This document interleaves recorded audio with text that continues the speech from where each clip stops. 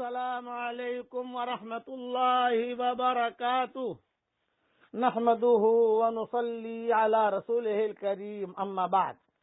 آج کا سبق سن لیجئے۔ آج کے سبق کی سرخی ہے حضور صلی اللہ علیہ وسلم کی سیرت، پارٹ نمبر 38۔ اب آپ صلی اللہ علیہ وسلم 37 سال کی عمر کو پہنچے تو آپ کو بڑے عجیب عجیب خواب آتے تھے۔ جب خواب آتے تھے تو حضرت خدیجہ تو آپ کی نکاح میں تھی، تو فوراً حضور گھبرا کے اڑ جاتے تھے۔ ارے میں خواب میں یہ دیکھ رہا ہوں، میں خواب میں یہ دیکھ رہا ہوں، میں خواب میں یہ دیکھ رہا ہوں۔ تو حضرت خدیجہ جو ہے وہ سنبھالا دیتی تھی۔ حضرت خدیجہ کہتی تھی کہ چلو ورقہ ابن نوفل کے پاس میں تمہیں لے جاتی ہوں۔ یہ ورقہ ابن نوفل حضرت خدیجہ کے قریبی رشتہ دار تھے اور تورات اور انجیل کے ماہر تھے، اور تورات اور انجیل کا ترجمہ بھی کرتے تھے۔ لوگ گویا کہ تعویذ لینے کے لیے ان کے پاس جاتے تھے، جھاڑ پھونک کرانے کے لیے۔ تو حضرت خدیجہ حضور صلی اللہ علیہ وسلم کو وہاں لے جاتی تھی کہ چچا یہ جو ہے میرے شوہر محمد ہیں، ان کو جو ہے بڑے عجیب عجیب خواب آتے ہیں، بہت گھبرا جاتے ہیں۔ تو ورقہ ابن نوفل بہت بوڑھی عمر کے تھے، وہ کچھ دم کر دیتے اس وقت میں، حضور صلی اللہ علیہ وسلم کو کچھ پانی پلا دیتے، اور بالکل چونکہ وہ چونکہ یہود اور نصارہ کی ترتیب پر تھے، وہی مذہب اس وقت تھا اور اس کے ماہر بھی تھے، مکہ میں آ کر ٹھہرے تھے، تو چپکے خدیجہ کو کہتے ہیں کہ خدیجہ تجھے تو چانس مل گیا ہے، یہ خواب نہیں دیکھ رہا، یہ نبوت ملنے والی ہے، اس کو یہ اس کی نشانیاں ہیں۔ تو حضرت خدیجہ کہتی تھی کہ میں بھی سمجھتی ہوں، لیکن یہ گھبراتے بہت ہیں۔ تو فرمایا کوئی بات نہیں، جب بھی کسی کو نبوت ملنے والی ہوتی ہے تو پہلے خواب آتے ہیں۔ پھر ورقہ بن نوفل نے کہا یوسف علیہ السلام کو بھی خواب آیا تھا، ان کو نبوت ملنے والی تھی، کہ کوئی جس کو نبوت ملنے والی ہوتی ہے کچھ اکھاڑ پچھاڑ اوپر سے ہوتا ہے، کچھ نہ کچھ ہوتا ہے۔ دیکھ تیرے بچے بھی کچھ بیمار ہوں گے، تیرے گھر میں بھی کچھ ہوگا، اس لیے کچھ چیز ملنے والی ہے اس کو، اس لیے سنبھال کے رکھنا ہے ان کو۔ اچھا، حضرت خدیجہ حضور صلی اللہ علیہ وسلم کو تسلی دیتی تھی۔ آپ صلی اللہ علیہ وسلم کو یہ محسوس ہو گیا کہ اب خواب آ رہے ہیں، تو آپ کو ایک فطری طور پر دل میں یہ بات اللہ نے ڈالی کہ خلوت اختیار کروں۔ تو حضور صلی اللہ علیہ وسلم نے خلوت اختیار کر لی، غار ہرا میں چلے جاتے تھے، کھانا وغیرہ لے کر غار ہرا چلے جاتے اور وہیں بیٹھ کر عبادت کرتے۔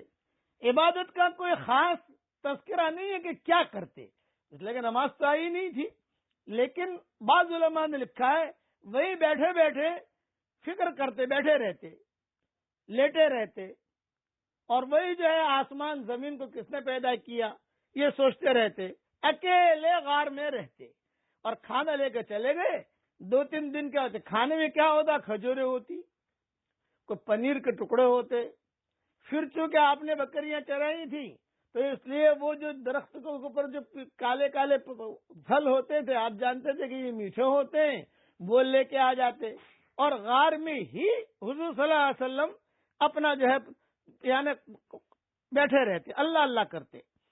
جب اللہ تعالی شانو کسی کے ساتھ خاص رحمت کا ارادہ فرماتے ہیں تو اس کے قلب میں خلوت اور عزلت کا داعیہ پیدا فرما دیتے ہیں۔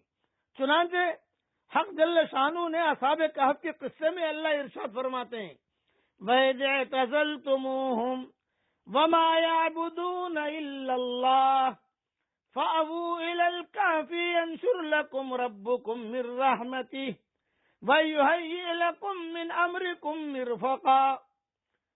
یہ اہل کہف کے بارے میں کہا، جب تم ان کافروں سے، ان کے تمام معبودوں سے سوائے اللہ کے الگ ہو جاؤ تو ایک غار میں جا کر ٹھکانہ بناؤ تاکہ اطمینان سے اللہ کی عبادت کر سکو۔ اللہ تعالیٰ تم پر اپنی رحمتیں برسائے گا اور ہر کام میں تمہارے لیے سہولت پیدا فرمائے گا۔ یہ ضروری نہیں کہ خلوت اور عزلت سے نبوت اور رسالت مل جائے، اس لیے کہ نبوت اور رسالت کوئی اکتسابی شے تو نہیں ہے، یہ تو اللہ کی طرف سے ملتی ہے۔ اللہ جس کو چاہے نبی اور رسول بنائے، لیکن اللہ تعالیٰ اسے دین دے دیتا ہے۔ تو اصحاب کہف جو ہے یہ کوئی نبی تو تھے نہیں، لیکن جب بھی وہ کوئی بھی بڑا آدمی جب بڑی چیز ملنے والی ہوتی ہے تو اس کے دل میں خلوت کا اور عزلت کا اور ایک طرف بیٹھ جانے کا اللہ تعالیٰ خیال پیدا فرما دیتے ہیں.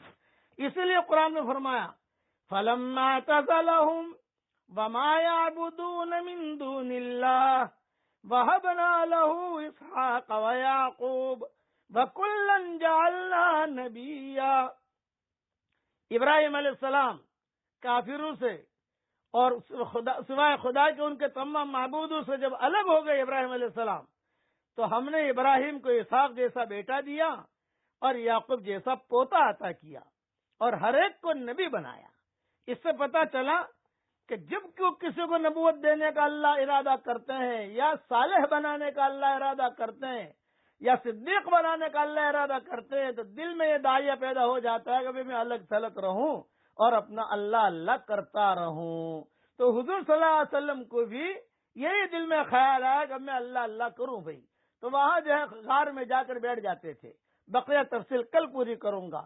پڑھ لیجئے میرے ساتھ لا الہ الا اللہ واللہ اکبر ولا حول ولا قوة الا باللہ.